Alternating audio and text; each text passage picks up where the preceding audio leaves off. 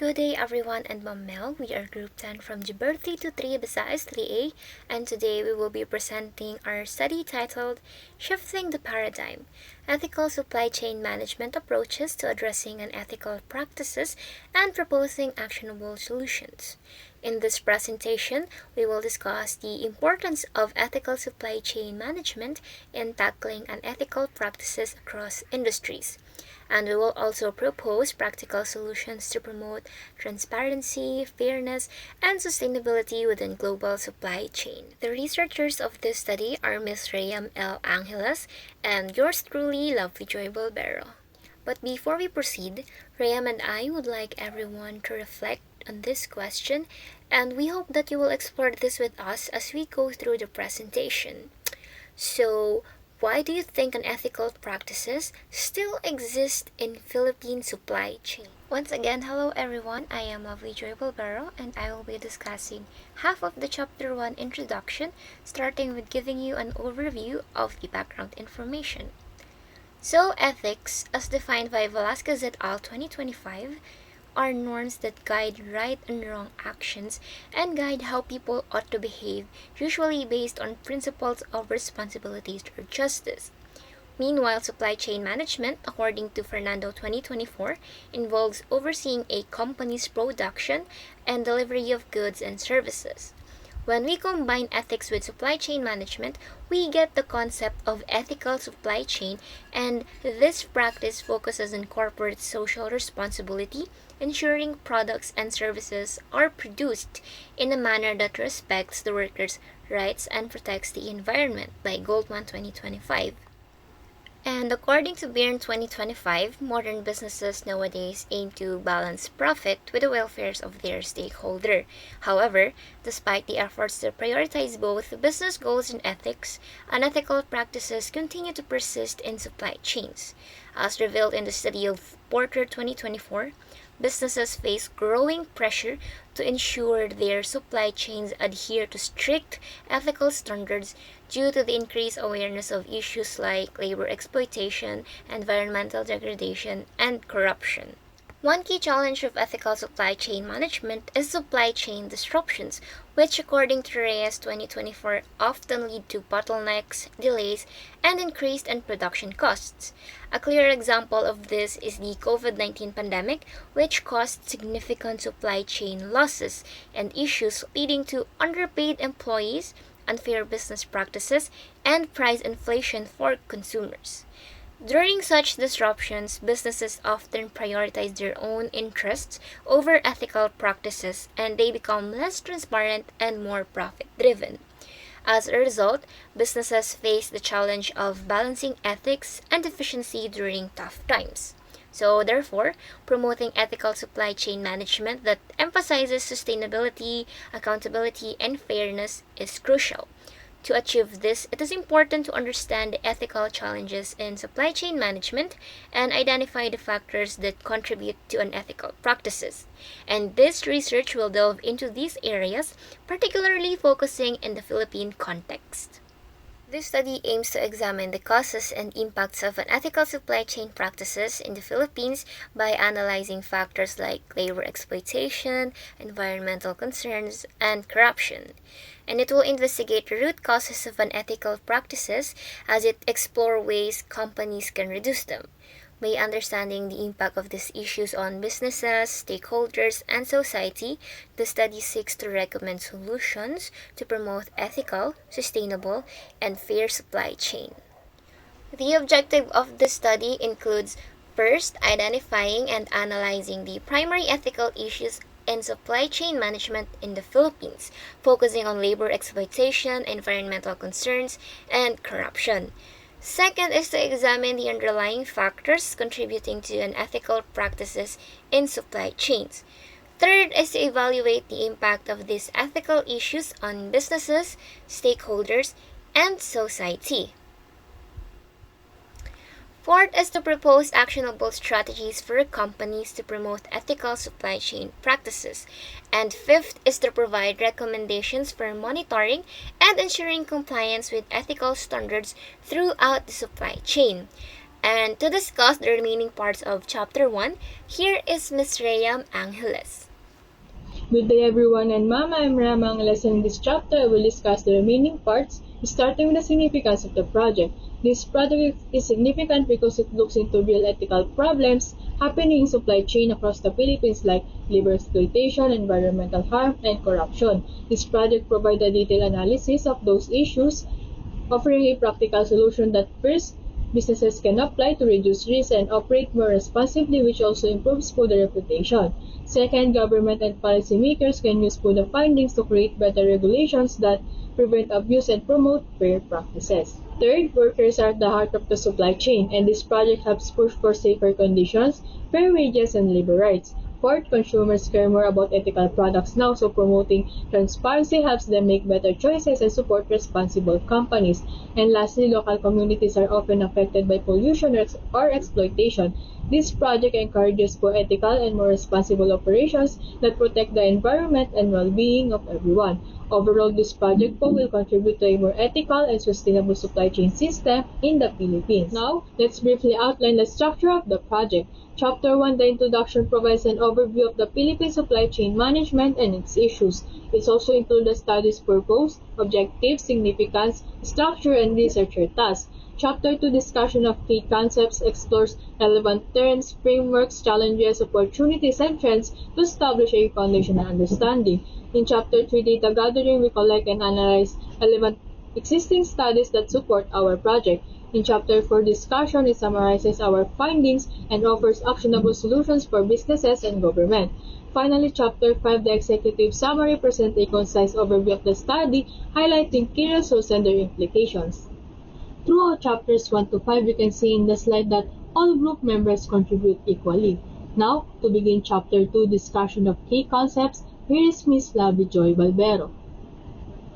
So to start Chapter 2, I will be discussing some key concepts and relevant terms that are crucial for understanding this study. So first is the unethical practices, which according to Smith et al. Refers to actions that do not meet minimum standards outlined in codes of conduct, including practices that violate business operation standards. The second is labor exploitation, which is the abuse of workers for profit, and this can either be obvious or subtle according to Scotland Police 2025, but in all cases it causes serious physiological, psychological, emotional, and financial damage to the victims. So thirdly is the environmental concerns, which is described by Cooper 2022 and Fryer 2024 as the negative impacts of business activities on the environment, such as resource depletion, pollution, and climate change. But these concerns also drive innovation and help businesses stand out in the market. And then lastly, corruption, which includes dishonest acts like bribery, embezzlement, and abuse of power, where personal interests are placed above ethical conduct and the welfare of company by UNDCO 2025.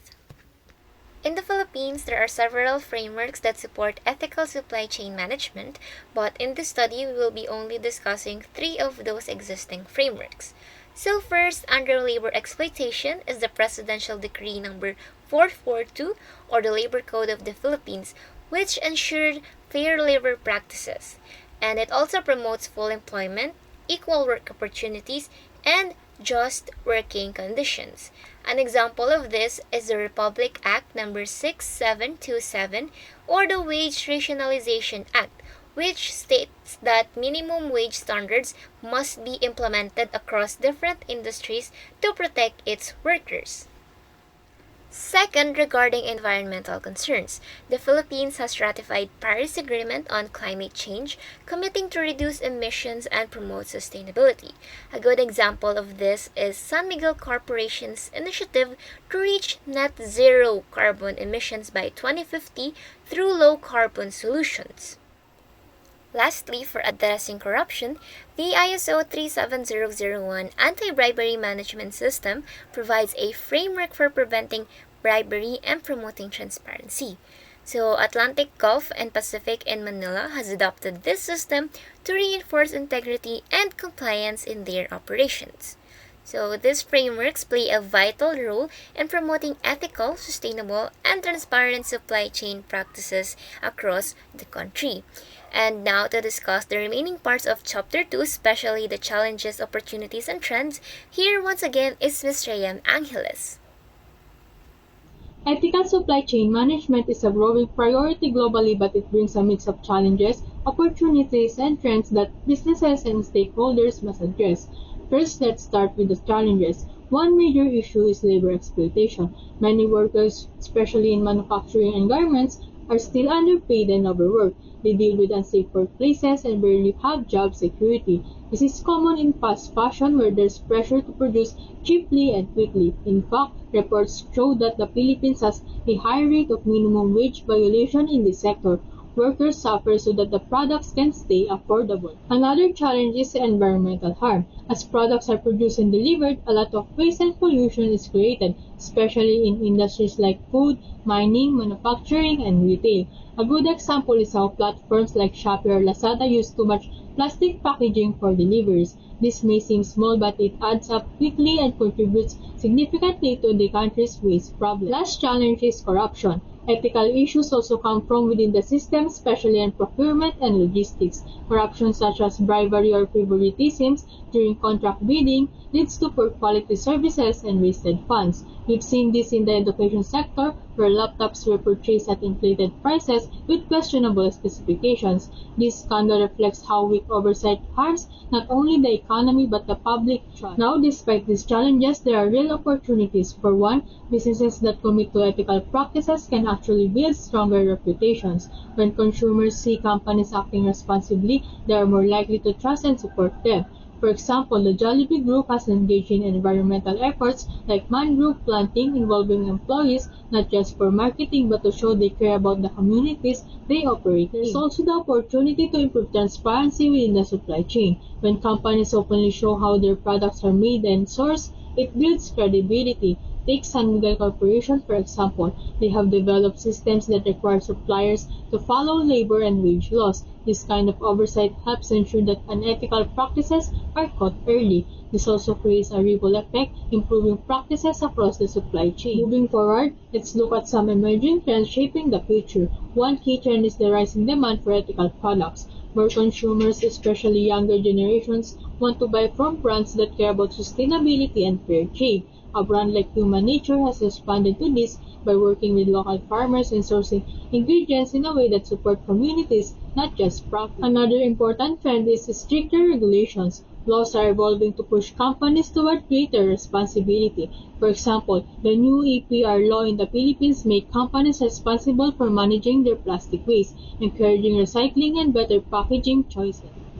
And lastly, technology is changing the game. Tools like blockchain can now trace a product's journey from start to finish, making it harder for unethical practices to be hidden. For instance, IBM's Food Trust uses this kind of technology to ensure food is sourced and priced fairly. Managing an ethical supply chain is challenging, but it's also full of potential. As consumers become more conscious and regulations tightens, companies that embrace transparency, responsibility, and innovation stand to gain the most. Addressing issues while adopting sustainable practices and technologies is not just good ethics, it's good business. Now, let's move on to the Chapter 3, Data Gathering. In this chapter, the researchers use secondary data collection. We gather information from existing relevant studies, journals, and articles to understand how ethical issues affect supply chains, particularly within the Philippines. The insights and findings help us understand the real-world problems and create practical solutions that can help prevent unethical practices in the supply chain. Let's begin with one of the most pressing issues, labor exploitation. Even though there are efforts to protect workers' rights, labor exploitation practices like child labor, unsafe working conditions, and low wages continue to persist across global supply chains, affecting workers in various industries.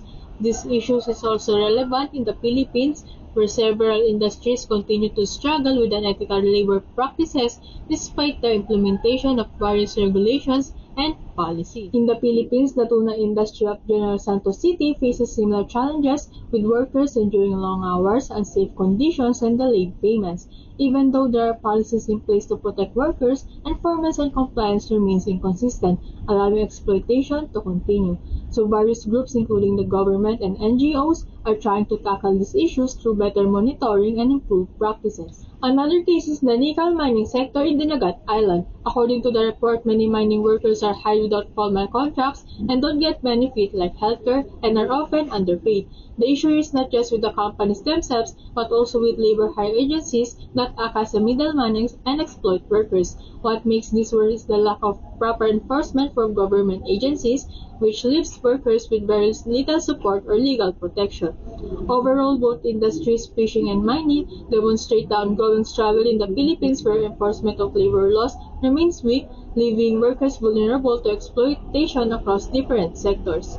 Moving on to the environmental impact of supply chains, it is clear that every step in the process from extracting raw materials to manufacturing delivery can harm the planet. The European Commission points out that these activities increase pollution, destroy natural habitats, and contribute to climate change. And as supply chains become more global and complex, this impact only grows. That makes it essential for companies to adopt sustainable practices. In the Philippines, the fast fashion industry is a great example of this issue. A study on small garment manufacturers shows that they are causing environmental problems due to outdated supply chain practices. Many of these businesses lack adaptability and fail to adopt green measures like eco-friendly sourcing and recycling. To address this, the authors propose adopting a holistic green supply chain approach supported by employee education to improve long-term sustainability. Similarly, in the food industry, many microenterprises still operate in ways that harm the environment due to limited resources and awareness. They focus more on cost and efficiency rather than sustainability. As a result, problems like pollution and resource waste persist. This study highlights the need for stronger commitment and education around sustainability so that microenterprises go beyond basic compliance and adopt more proactive environmental strategies. Finally, corruption is another critical issue affecting ethical supply chains, and it's one that hurts both business operations and public trust. Globally, people now expect ethical practices and transparency from businesses, especially with how fast information spreads online. If a company gets caught in a corruption scandal, it can damage its reputation overnight. Corruption in supply chains such as bribery, procurement fraud, and collusion creates an uneven playing field, especially in industries heavily regulated by governments where corruption is more prevalent. In the Philippines, public procurement is one of the areas most prone to corruption. A study by Mendoza shows how large budgets and the power of public officials often lead to bribery, favoritism, and collusion. These actions result in overpriced and poor quality goods and services, which ultimately hurt citizens and taxpayers. Corruption is also present in logistics. A recent study by Ravago and others found that corruption, particularly bribery at ports and checkpoints, is very common in the Philippines and disrupts supply chain management. This increases costs, causes shipping delays, and makes trade less efficient. To address these challenges, digital solutions like blockchain and automated customs processes are proposed, along with the stronger governance and enforcement of anti-corruption laws to enhance trade efficiency and transparency in the Philippines. In summary, the data shows that labor exploitation, environmental impact, and corruption are significant barriers to ethical supply chain in the Philippines.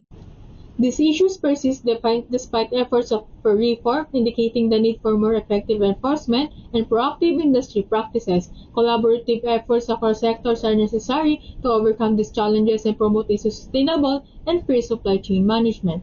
The study reviewed in this chapter provides not only a clearer understanding of the problems, but also potential solutions. By learning from these insights, we can create more responsible, efficient, and sustainable supply chains that benefit workers, businesses, and society as a whole. To discuss the remaining parts of Chapter 3, here is Ms. Lovely Joy Balbero. So, in relation to the studies and articles that Reyam have discussed, this following figures and data reveals key ethical challenges and its statuses in Philippine supply chains.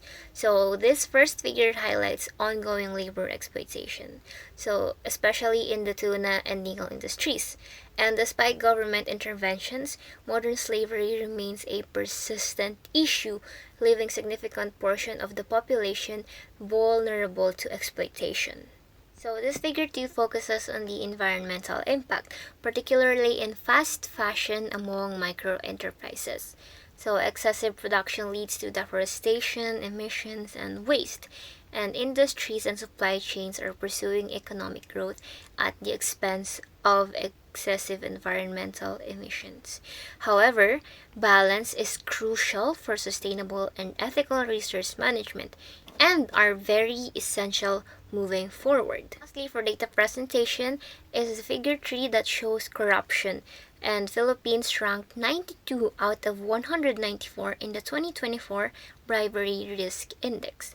Bribery and procurement fraud still hinder fair competition and product quality, highlighting the need for better anti-corruption measures in the supply chain, and tackling these issues can lead to improved economic sustainability. Now, despite the studies and data presented, the researchers experience significant issues during data gathering, which includes insufficient availability of current and detailed data on critical topics, and accessing many relevant studies and reports is challenging, particularly those in specialized journals and databases.